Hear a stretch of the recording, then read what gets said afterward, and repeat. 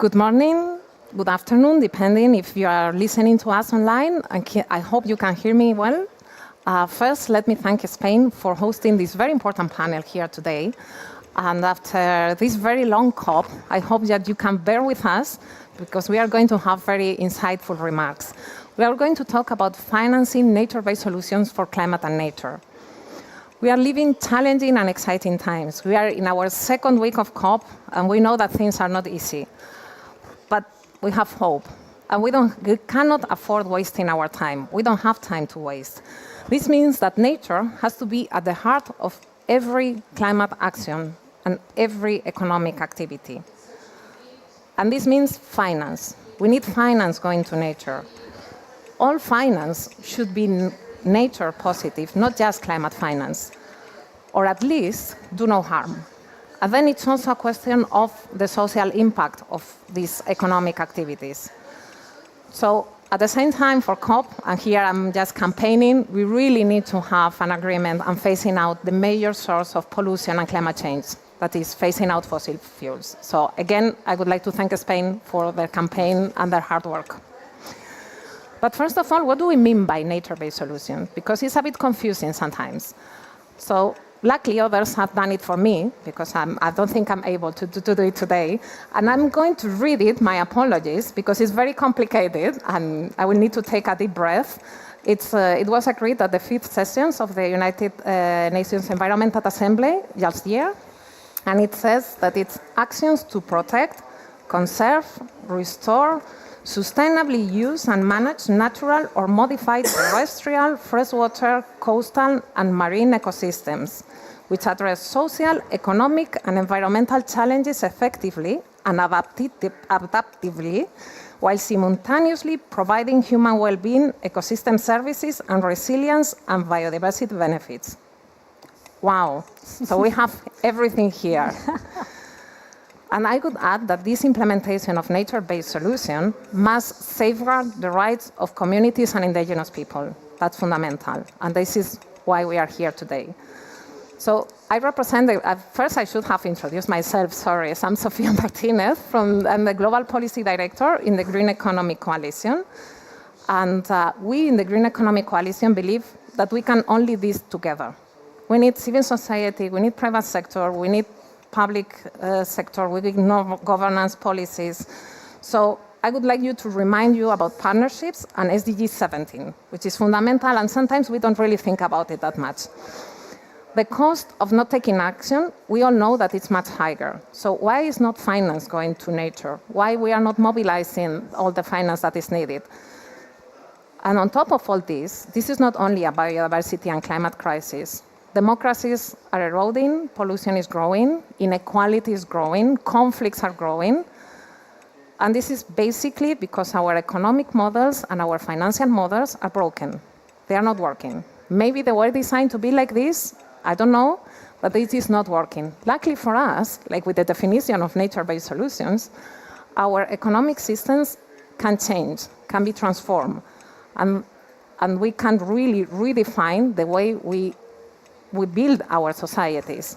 So we need something different. This is precisely the goal of the coalition I'm working for, is to accelerate the sustainable and green transformation. Green has to be fair, and fair has to be green. So we work with our partners around the world to give citizens a voice, to hold governments accountable, and to drive real economic change to create fairer societies. So we believe that we need to work around 5 pillars, and probably you will understand a bit later why I'm mentioning these pillars. That is governance and data, finance, greening all economic sectors, inclusivity, and natural capital. Without nature, there is no life, there is no future, there is no economy. At the same time, nature is rarely considered within the government or the private companies' balances and data sheets.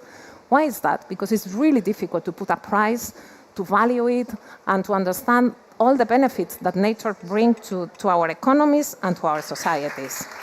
For us in the coalition, the important, thank you, our neighbors in the European Commission are really agreeing with me. I'm very happy. So quantifying the value of nature is really helping governments and private sector to put, it's not just to put a value, it's just to understand all the benefits from working with nature. So we know all the benefits that it can bring. Estimates could be around 30–40% of the emission reductions needed to achieve the Paris Agreement are coming from nature-based solutions. They deliver GRR benefits, adaptation, mitigation. So, but not all the nature-based solutions are fit for purpose. It can be mild design. So I want to hear from our panelists about also these aspects of nature-based solutions. For instance, if we plant trees that are not suitable for an area, we are not achieving our objective. And above all the things, we want to avoid greenwashing and social washing, fundamental. And I think I spoke for too long, and I'm going now to introduce our panelists. I will be very brief, because I think that probably you know all of them. They are very talented and very, very good in the different areas and very well known. So I would basically introduce their names. We have here Alicia Montalvo. She's the Climate Action and Positive Biodiversity Manager at CAF, the Latin American Development Bank, Great. Right? Okay. Then we have Nigel Topping. He was the UN High-Level Climate Champion for COP26, and I'm sure you all know him. Next to him, we have Mark Halle. Thank you for reminding me how to pronounce your surname perfectly fine. He's the Senior Advisor of Nature Finance and co-founder of Better Nature. Next to Mark, we have Beth Burks. She's the Director of Sustainable Finance at S&P Global Partners. And last but not least, we have Marcela Paraño. She's the Director for Agricultural Finance at TNC and leading some of their economic work in the organization. So without further ado, let's hear from you.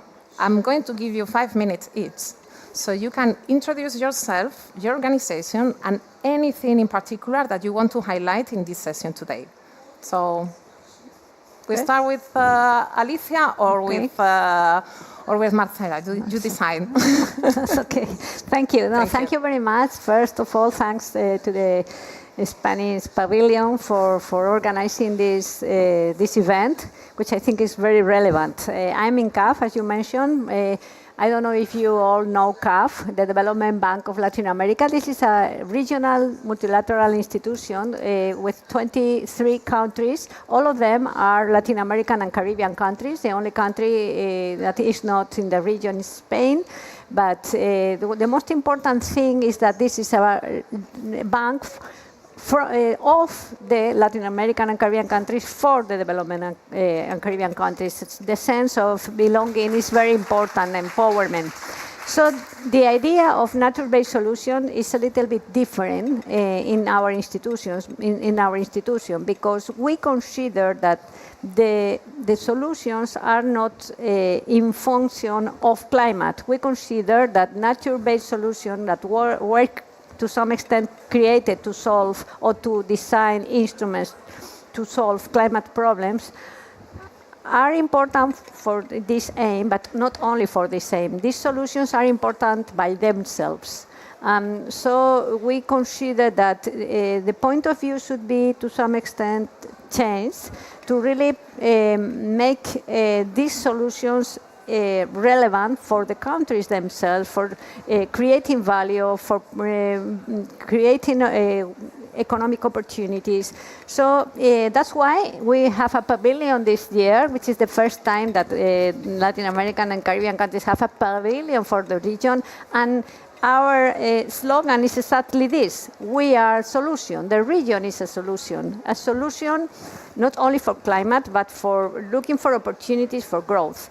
We are working, of course, in climate mainstreaming, climate opportunities in all our projects. This is my responsibility, and we have committed that 40% of our financing will be related to green projects, not only climate, but green. And this is part of the decision we need to take. What is green? You have been very clear in saying that sometimes it's very difficult to define that.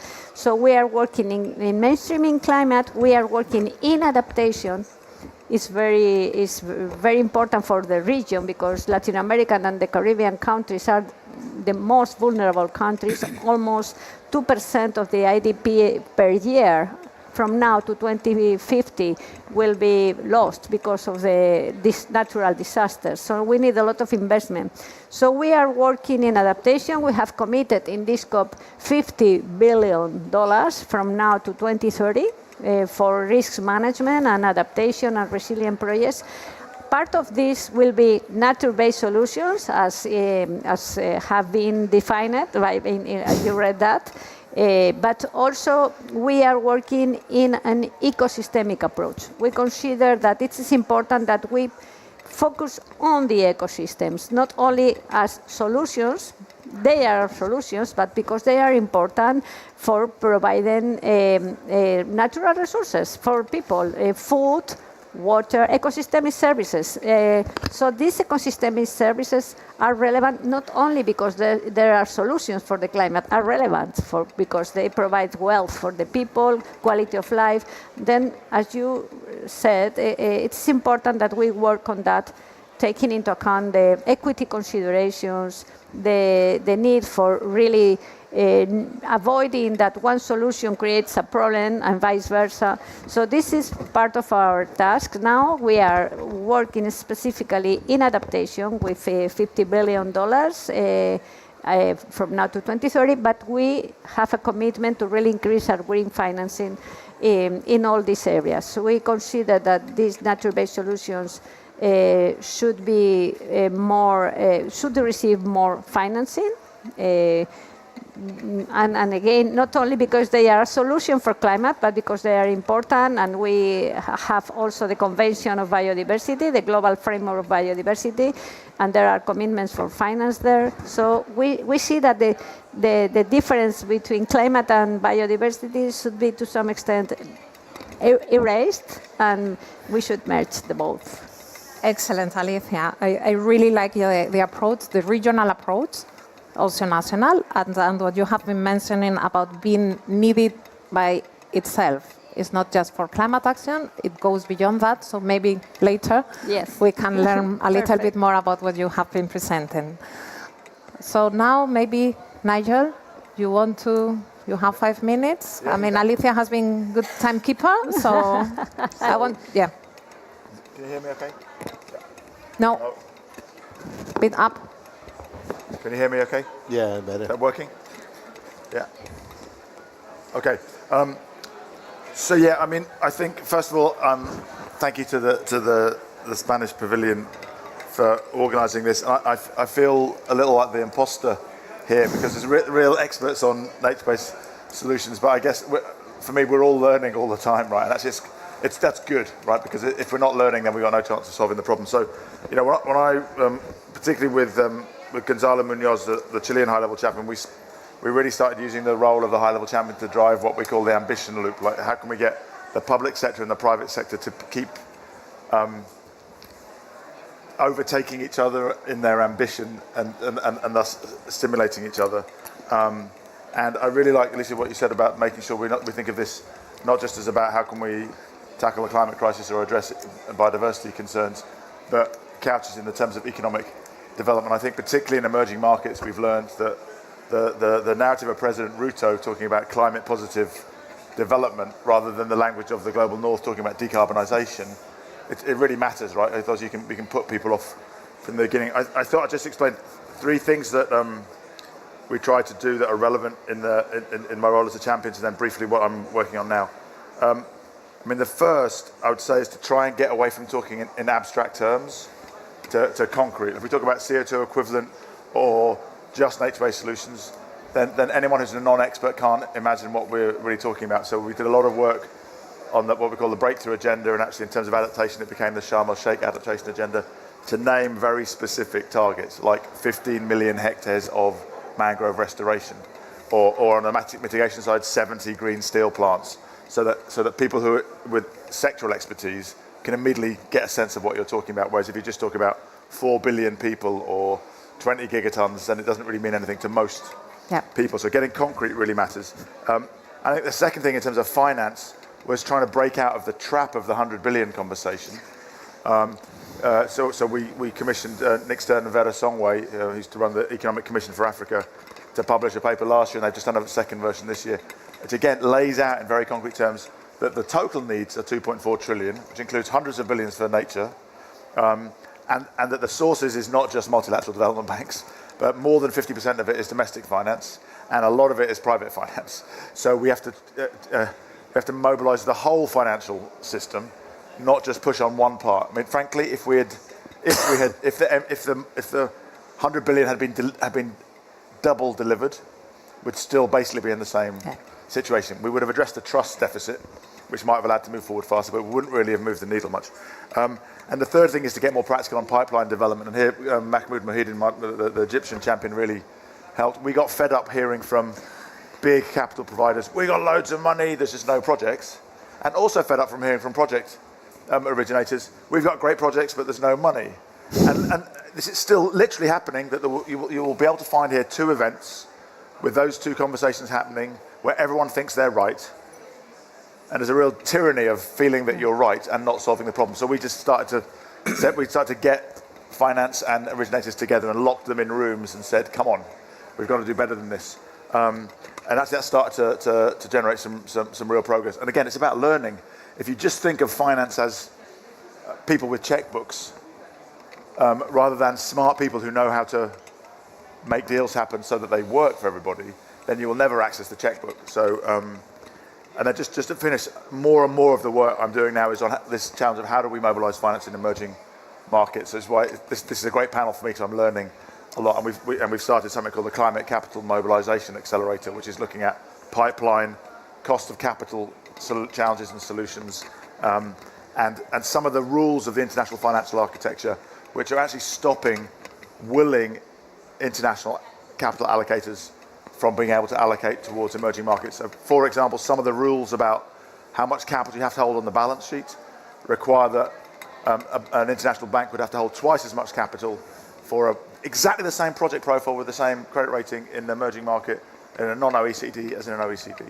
And I'll finish here, the lack of liquidity in debt markets in emerging markets can mean that, again, the same rating in Africa attracts a higher cost of capital. So hence the work that Vera Songway is now doing on the liquidity facility, just getting up and running, which hopefully might take as much as 2% off the cost of capital for sovereign debt. But I'm probably way over my skis here with S&P on the panel, so I'm going to learn a lot more. So thank you. But that's really good, Nigel. And I would like also to come back to some of the issues that you have mentioned. I mean, just the global financial architecture, I think that is something that it's kind of in our minds, and the 100 billion, we know that it's not enough and we have to do more. So let's go back to this a bit later.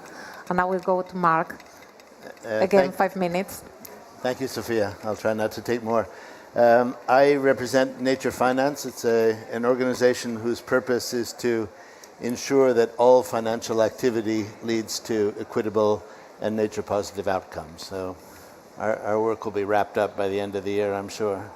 Let me just make an observation about this COP and about what's happening. And this is Nature Day, but if you look around, it's really every day has been Nature Day. And one of the things that we're seeing is the convergence of the nature and climate agendas, the convergence of the GBF and the Paris Agreement. And so I think it's now being widely accepted that climate stability depends on addressing nature degradation, and that addressing nature degradation is one of the best ways of drawing down atmospheric carbon and addressing the challenges of mitigation and adaptation. So in a sense, we're looking at a single large agenda, and I think that's a very, very positive development, because dealing with these things in silos is never going to work. Let me go on by saying that we tend to think in addressing the financial challenges of action that we need to raise more money. And where can we find money? And governments are limited, and the private sector operates under its own rules. So where do we go? What doors do we knock on? And so on. And if you look at the results of COP15 in Montreal, the CBD, and the Global Biodiversity Framework, you'll see that if you look at the financial requirements, far more needs to be generated by stopping doing things we're doing at present that undermine nature than actually attracting new money into nature. Now we need new money for nature. We need to fund conservation.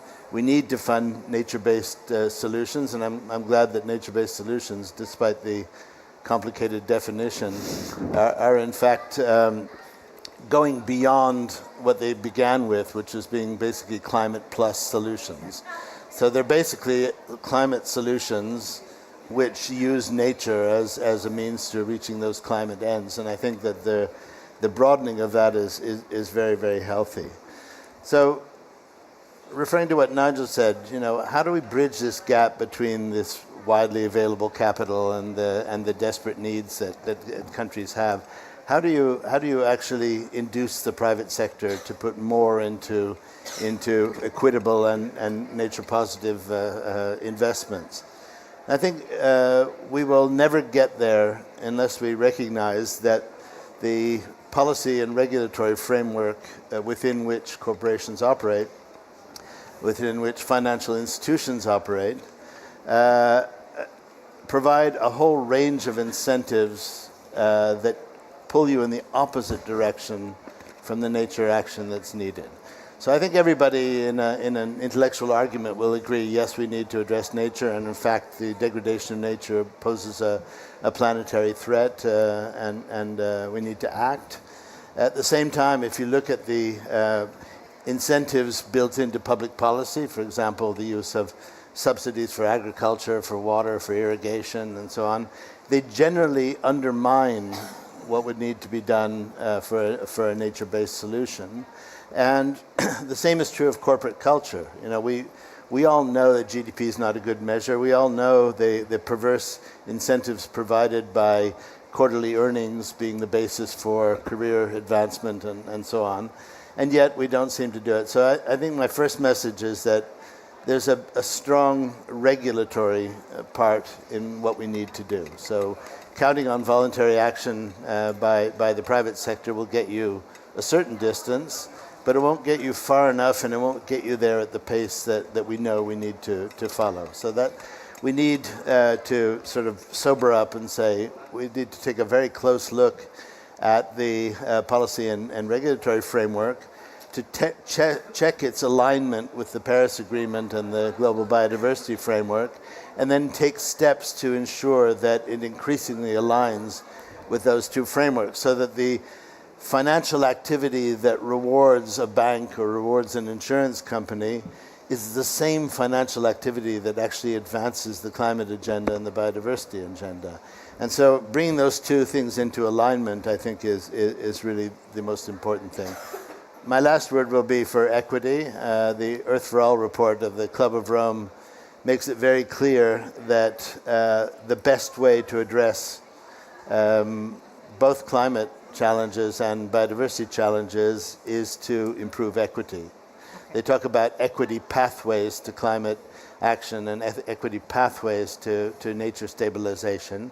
And of course, vice versa is true. If you address climate and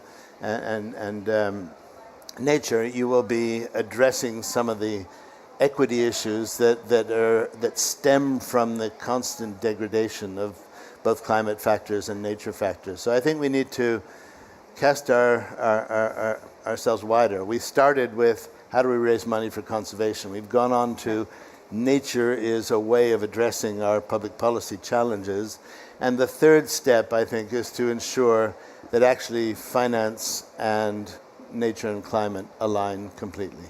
Yeah, thank you, Mark. I think that maybe in the next round, I don't know if you are busy, but we can stay the whole day discussing all these issues because or the rest of the COP. That will be really, really good.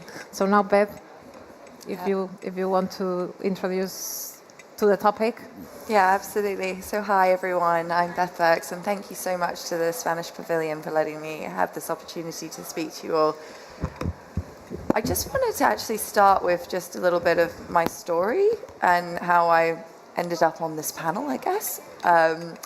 So I work at S&P Ratings, obviously the credit rating agency, and I work in the sustainable finance team. But I spent a lot of my career working on natural capital accounting, and trying to make the financial system care about how we value nature. And a lot of that work and time was focused on different economic accounting methodologies and so on and so forth that governments are really using to try and drive policy changes, and corporations are trying to use to try and sort of understand where they can make better investments. However, there was a lot of pushback on sort of natural capital valuation, because it really is putting a price on nature, and if you speak to ecologists, they absolutely hate this. I was speaking to an ecologist the other day, and I said, what's your sort of least favorite term in the financial system? Because she'd come in to work in sustainable finance, and she said nature positive. She can't stand it. So when you speak to ecologists, they really understand that this is a very, very complex topic. And I think in finance, you know, we're used to very simple measures. We want a number, we want to drive change, we want to be able to measure what we can manage, and all those sort of rhetoric that you often hear. And it's a challenge. And I think the TNFD, Task Force for Nature-related Financial Disclosures, has had a huge challenge. And actually, when they first came out with their guidance, the part that was missing was metrics and targets in the first consultation that they did. So putting a sort of a measurement on nature has been one of the challenges that the financial system has had to deal with. Following that, I also worked a lot on water, and water is another area where it's part of nature. It's very similar in terms of a financial risk perspective, in that, you know, it's great when you have it. When you don't, it's a huge problem. And nature's a bit like that.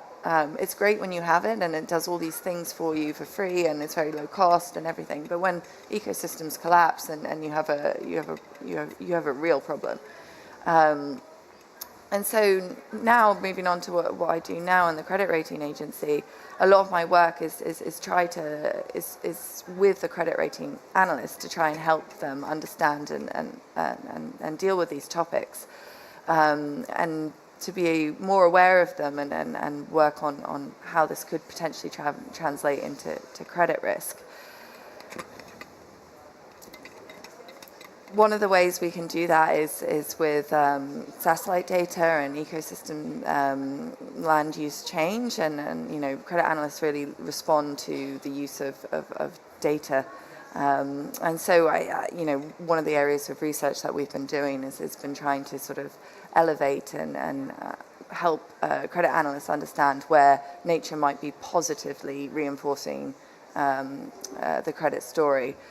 So a piece of work that I did a number of years ago was working on water utilities in the United States. And we worked on satellite data and looked at different ecosystems that might be supportive of credit metrics for water utilities.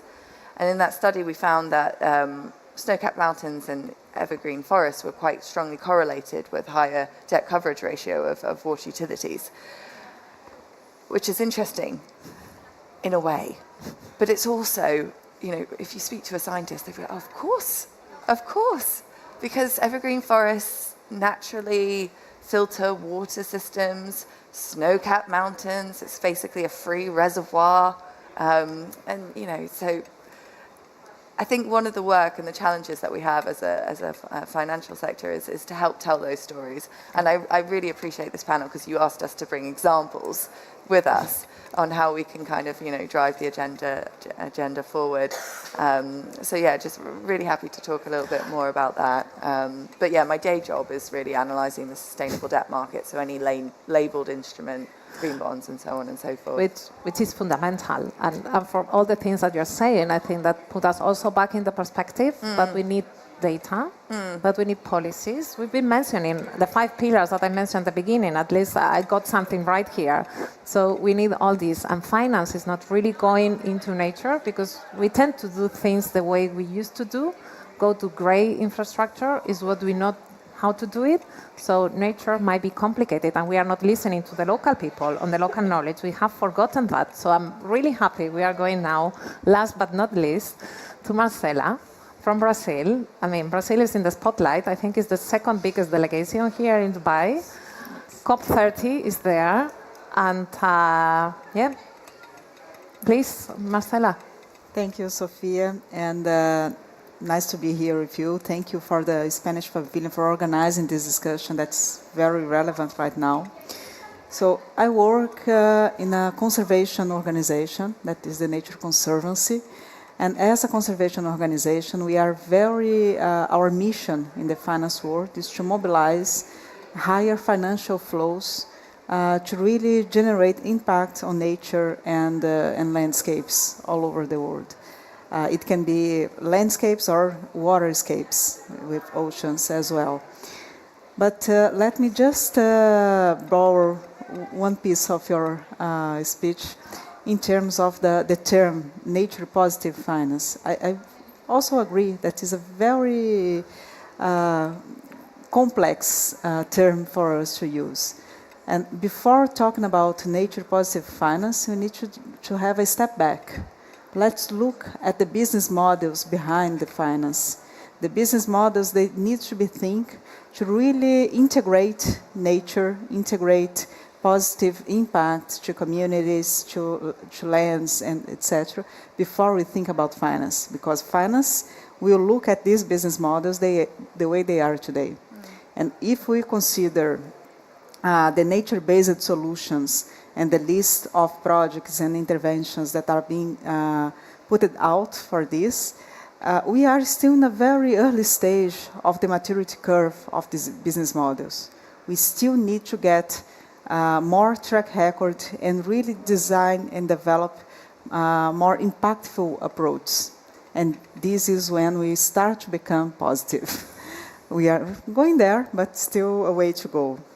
So as CNC, we work a lot in policy frameworks to influence the taxonomy that will enable these financial flows to really reach the ground, and we can compare, we can say that these bonds are generating impact in the end of the day or not. We work a lot also in the enabling condition side, and these are key to attract the funding that we need for nature.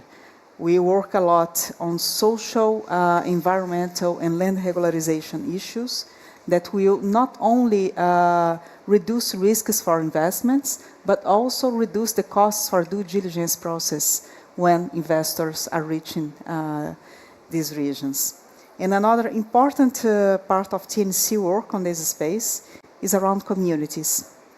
So how can we look to communities not only from the risk perspective, because they are assessed, they are consulted in carbon projects, we conduct the due diligence to understand what's happening there, and maybe we will have one program, one project here and there to mitigate some of these risks.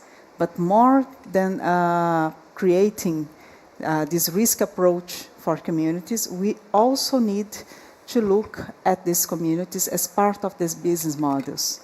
And we do have some nature-based solutions technologies as agroforestry systems, sustainable management of non-timber forest products, and others that are really integrated into local communities and are giving them, empowering them to protect nature and to generate impact in the end of the day. So this is part of the TNC work, and as part of our strategy to mobilize more finance at scale to nature, the Nature Conservancy, the Tropical Forest Alliance from the World Economic Forum, and the UN Programme for Environment, UNEP, they together launched in 2021 in Glasgow the IFAC, that is an initiative focused on innovative finance for Amazon, Cerrado, and Chaco. And under IFAC, we have already mobilized $4.6 billion in commitments from financial institutions, including banks, asset managers, securitizers, value chain companies, that in creating innovative financial products that will help to unlock finance for nature. And one important work that we do under IFAC is related to metrics, but not, of course, TNFD is right now one of the best in class that we have to integrate nature and biodiversity metrics and climate. So how can we really look at these things not as separate frameworks, but as a single and integrated impact approach? But if we want to generate impact at scale, we also need to be simple. Because if these metrics are very complex, we will not be able to reach the ground and we will not be able to speed up the investments in this area. So I don't like much this term, but the simplicity is also embedded in the scale that we need for these investments right now. Thank you, Marcela. I think it's really inspiring and it's really good to hear that these things are happening. So now we have to be very sharp and very brief. We have 20 minutes, so we have 2 minutes each. Do you want to start, Mark? You raise your hand, so I don't want to impose anything. But my suggestion will be to focus each of you in a concrete example. In your case, I noted down something about policy and regulatory framework, but you are free to say whatever you want. You have 2 minutes. Yeah, thank you. I'll keep it brief. I just want to jump in defense of the notion of nature positive. Now, okay. in the nature world, we have something that we call climate envy. And we envy the simplicity with which you can set a sort of net zero target and measure tons of carbon and that kind of thing. Nature is more complex. And I think I would agree with you that we don't at present have a nature positive standard that's robust, that's scientifically supported. But we need to move in that direction. We shouldn't think of it only as a technical term, something that you tick a box and say, okay, this is nature positive.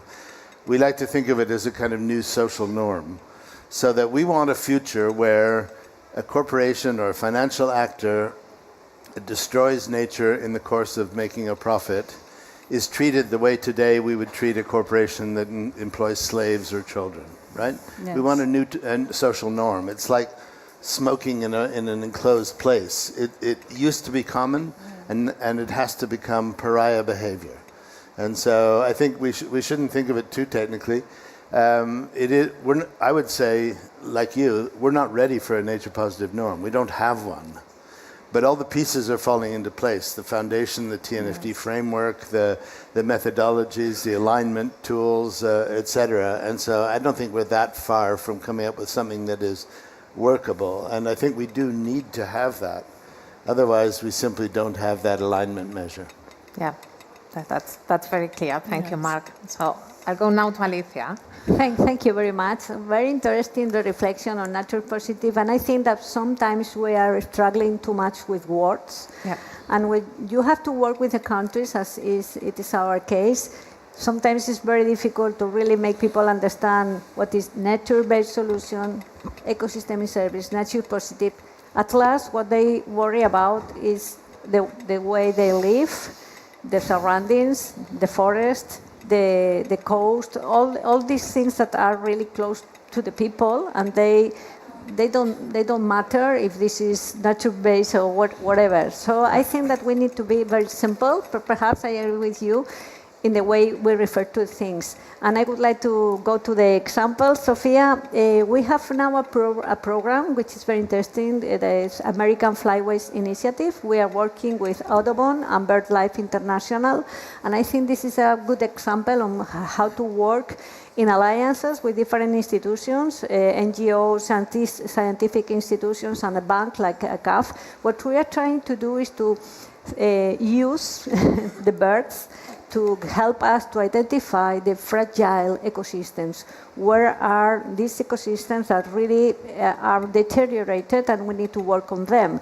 And it is not only because of the birds, but because we consider that if birds cannot stop there, it's because people cannot live out of these ecosystems. So I think this is very relevant because we are now working with a positive use of nature in this case to really make clear that the problem is that we are destroying the ways, the nature that is very fundamental for people's lives. So I would end saying that I think that we should focus on the ecosystemic services.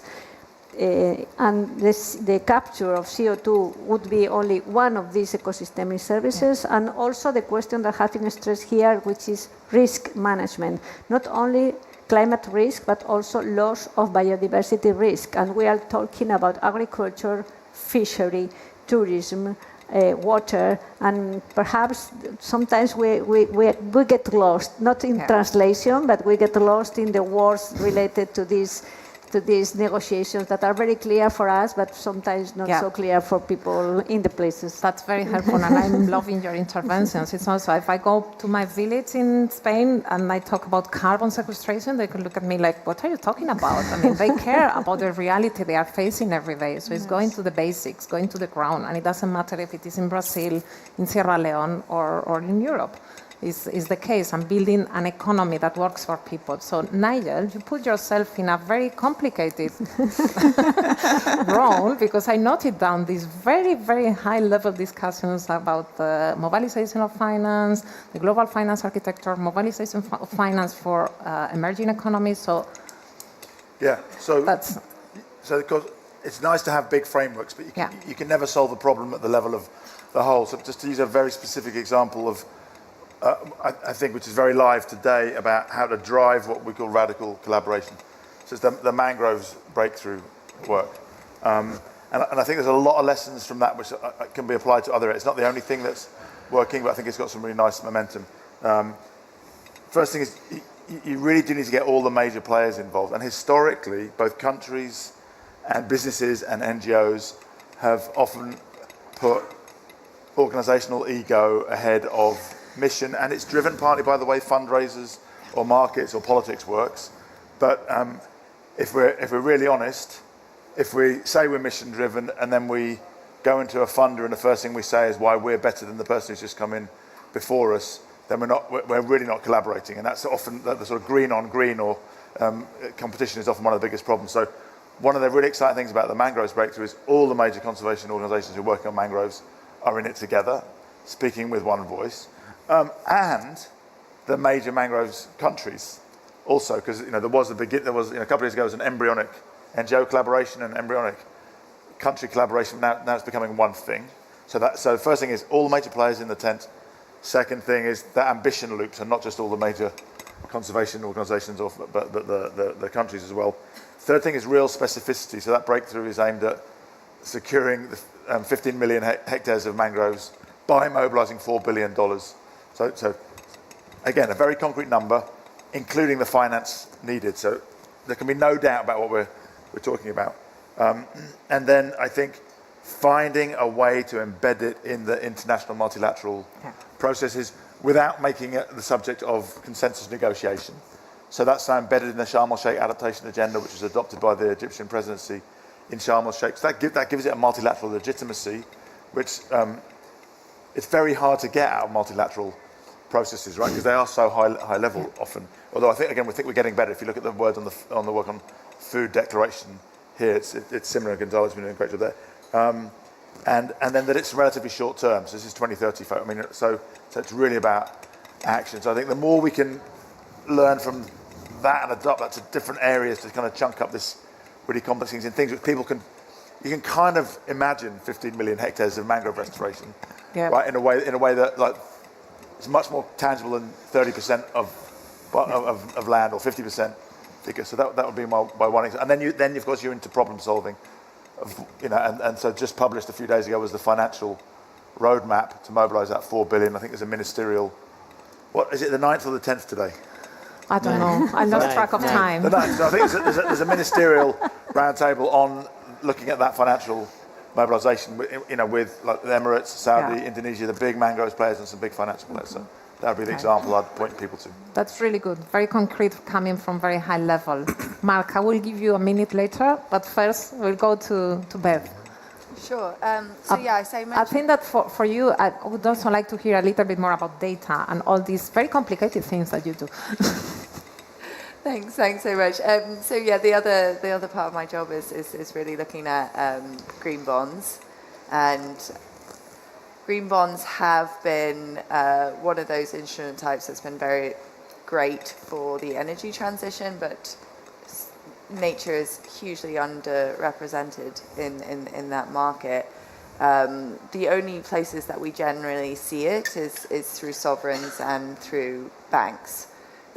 So they will have categories related to improving nature-based solutions, including mangroves. It's part of the other part of what I do is try to help people that focus on sustainability understand how the finance might be accessed from the debt capital markets. And really, sovereigns, banks might have those opportunities to finance nature-based solutions, but if we want to broaden it out a bit further, the other interesting thing that we've been seeing more recently is with consumer goods companies and retailers. And those companies have been asked through their regulatory reporting requirements to disclose more on their Scope 3 emissions and their supply chain emissions. And a lot of those accounting frameworks basically has driven action on the ground with their farmers that supply the food systems. So what they're trying to do a lot of the time is then be able to support farmers in making those transition into more regenerative agriculture. So I think that's one of the areas where there probably needs to be a bit more work, and having spoken to a few farmers about what they need. I mean, it's very difficult because farmers have a very, very tiny profit margin. And so for them to make experiments into more nature positive, I will use that term because I actually quite like it, options, they really need to have the support and backing of governments in order to make that change happen, because it's very difficult to experiment when you have such a tight margin. But with that, what they're being asked to do is show improvements, right? And so I think, when we talk about catalytic financing from the public sector to improve nature-based solutions, what we're really talking about is making sure that when we do implement a solution, that we show that it's not only better for nature, but it's also commercially viable. So that would be my last key takeaway. That's very good, Beth. I mean, that's also fascinating if we enter into green bonds and all this. So, Marcela, you were mentioning also the engagement with the communities. You've mentioned some innovative mechanisms. So I would like to see also a bit more, put the focus there. I think it's a very good experience that you have. Yes, and let me again borrow something from Beth. Actually, when we look at the global market, of course, the green bonds, they work very well for making the energy, are working very well in the energy transition sector, but less for nature-based solutions. But when we look on the ground for these models, and we need to think that nature-based solution business models are still in a very early stage of development again. And for that, our local green bonds in Brazil, that we named them CRA, and it's a receivable certificate, and local funds as FIDICs, and etc. This kind of issuance in the market are the ones responsible for bringing some initial financial flow to these business models so that they can create track record and access the formal financial flows in banks and in major capital providers. And this is because these business models, of course, in energy we also have that, but they are more predictable cycles, of not only for generation, but also for cash flow. In nature-based solutions, these risks are much higher, and that's why we need major sources of concessional funds inside blended finance models to foster the development of the business models for nature-based solutions, and also to prove this and access more other kinds of investments, and so that they can become asset classes in the future. One concrete example that I can mention is one of our signatories, that is SIM. It's an asset manager that they is, and I'm using this because it's one of the examples that is already transitioning in this maturity curve. It was launched last year with $11 million from consumers companies, from UK retailers, as a concessional fund to really create the mechanism. And now, in the second year of the mechanism, it was scaled up for $47 million with investments from Santander, Rabobank, Agri3 Fund, and conserving the initial capital from the supermarkets as a concessional fund to de-risk the other investors. So I think this is a great example on how can we use concessional funds to catalyze and foster the development of new business models for nature-based solutions. Wow. Yeah, that's great. And again, we can have another session just dedicated to this really good example. Mark, I'm going to give you 1 minute. And if you agree with me, you mentioned something that I think is really important, that we need to stop doing things that undermine nature and sweep things around. So maybe one idea, one example. If you want to say something else, feel free to do it, but just 1 minute so we can have at least one question for the audience. Thanks. I'll be very quick because I already had my second chance, if you like.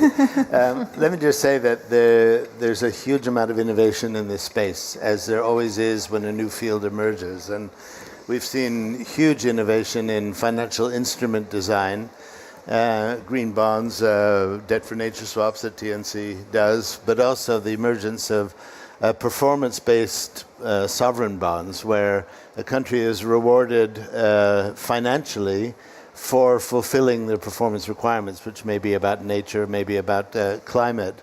And the answer is never, well, we need to do that, we need to do green bonds, we need to do all of it all together all the time. Because we need to bring this up to scale. And I think the potential is there to bring it up to scale. I'll insist, though, on the point I made before, which is it will not happen at pace and scale without a change in regulation, without a change in the rules that govern financial and capital markets. And that, in my view, should be our priority. That's really clear and to the point. And I don't know if any of you want to add anything. Otherwise, I think that it'd be a good opportunity for the audience or for the online audience in case they have a question.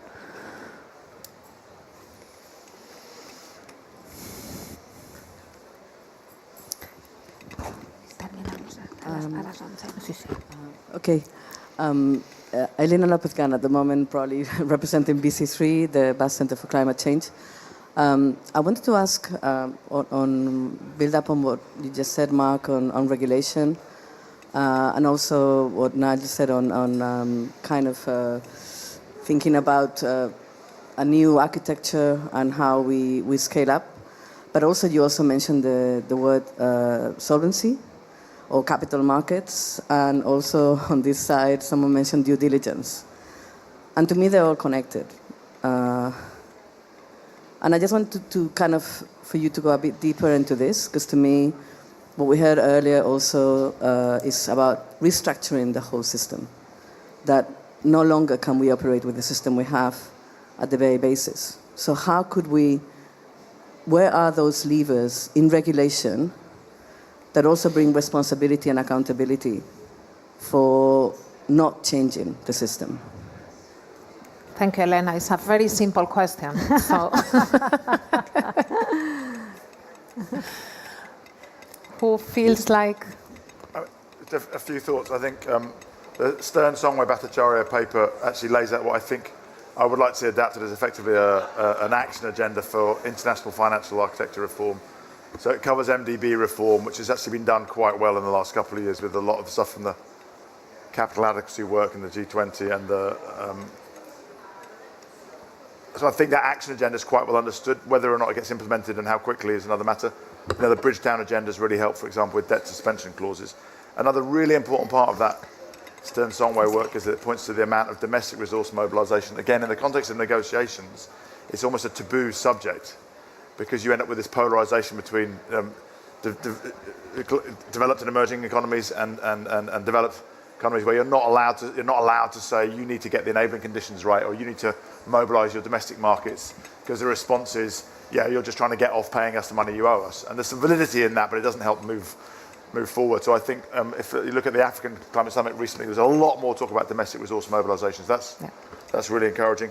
And the last thing is, as always, you've got to get more granular. So this issue about some of the macro-prudential rules of the game, I'm starting to hear very interesting things from some of the big banks who are active here, like or asset managers like Macquarie, HSBC, Aviva, and so we're going to do some work next year, not to try and reform the whole system, but to identify the 5 rules that are holding back the most capital, to try and make it a bit more of a campaignable. Because if you just say align everything with Paris, again, it's too abstract and that'll take 15 years. But if you say these 5 rules are broken, maybe we can put some pressure on to change them. Thank you. One last question and we are finished. Sorry. Yeah. Thank you very much. I'm Kaz from Daiichi Life. So my very question, brief, please. Yes, okay. So my question is a kind of a capital regulation. So the current capital regulation is a kind of thinking about the financial health. Then now the kind of investment in the emerging market is kind of a higher capital. I think I understand that this is a kind of a difficulty for financial flow from European market to developing countries. But at the same time, if we can lose the kind of this kind of capital risk factor for emerging market, this means the kind of financial health could be a kind of damage. So how can we kind of balance between the financial resilience and also the investment flow to emerging market? Who wants to take this also very simple question in 30 seconds? For who? For me? Any of you? Yeah. I mean, it's the question of the day, right? Like, how do we mobilize them more? I mean, even in the broader bond markets, very few financial flows, whether it's climate-related, nature-related, or whatever, goes to emerging markets. So, I mean, as S&P Ratings, we're trying to engage quite heavily on how do we sort of overcome those challenges and what we could do. And a lot of the times, that becomes, related to having the appropriate data on default rates, on arrears, and debt suspensions. We recently put out a position on how we view that. Is that a default? And so, we're constantly having to evolve and adapt in order to keep pace with the new world and new reforms. So, thank you. I think that now we have to close. I'm not going to dare to summarize the discussion. Just thank you again for being here. And I think there is 5 key words, I would say. We need a new financial system. We need a new economic model. It's broken. And there we need partnerships, domestic, internationals. We need innovation. We've heard about different types of innovations. Data, matrix, policies, and above all, simplicity. So we make a system that works for the people and for the planet. So we don't forget about the people. I think that I would have loved to talk more about local communities, but we can continue the discussion. So thank you very much. Thank you. Thank you. thank you.